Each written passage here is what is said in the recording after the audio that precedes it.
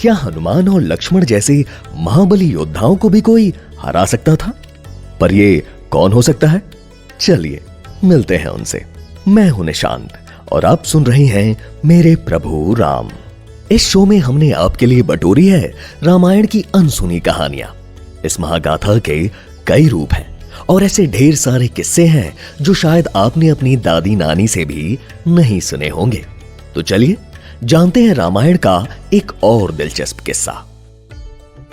रावण से युद्ध जीतने के बाद श्री राम अयोध्या लौट आए।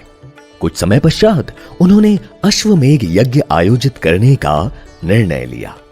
अश्वमेघ यज्ञ दरअसल एक विशेष प्रथा थी जिसके अनुसार कोई भी शक्तिशाली राजा अपना राज्य विस्तारित करने का प्रयास कर सकता था। इस यज्ञ में राजा का एक खास घोड़ा खुला छोड़ दिया जाता। जिस राज्य से भी ये अश्वमेघ घोड़ा गुजरता था वहां के राजा या तो यज्ञ आयोजित करने वाले राजा के साथ युद्ध कर सकते थे या बिना लड़े ही पराजय स्वीकार कर सकते थे।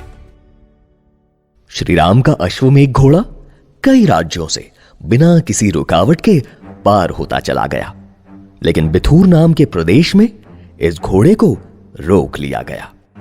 अब रघुकुल के वंशज राजा राम के घोड़े को रोकने की हिम्मत कौन कर सकता है?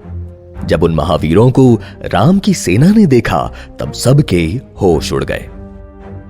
लक्ष्मण, शत्रुघ्न और हनुमान को चुनौती दे रहे थे दो छोटे बच्चे जिनका कहना था कि हार मानना तो दूर, वो सीधा श्री राम से युद्ध करके उन्हें पराजित करेंगे।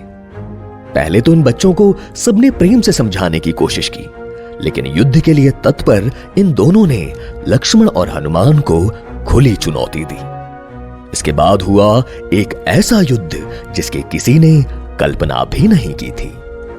क्या आप मानेंगे कि इंद्रजीत जैसे हजारों महाबलवान असुरों को हराने वाले लक्ष्मण और खुद महादेव के अवतार वायुपुत्र हनुमान को इन दो बच्चों ने हरा दिया?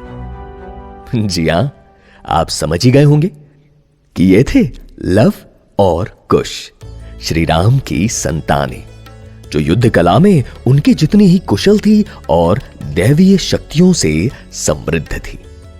हनुमान और लक्ष्मण को जब पता चला कि वो बच्चे कौन हैं, तो उन्होंने उन्हें अयोध्या चलने की विनती की और फिर आखिरकार लवकुश की अपने पिताजी श्री राम से भेंट हुई। तो कैसी लगी आपको रामायण की कहानी? बताइए हमें हमारे official Instagram handle @redfm podcasts पर। मिलते हैं अगले एपिसोड में एक और अद्भुत किस्से के साथ। जय श्री राम।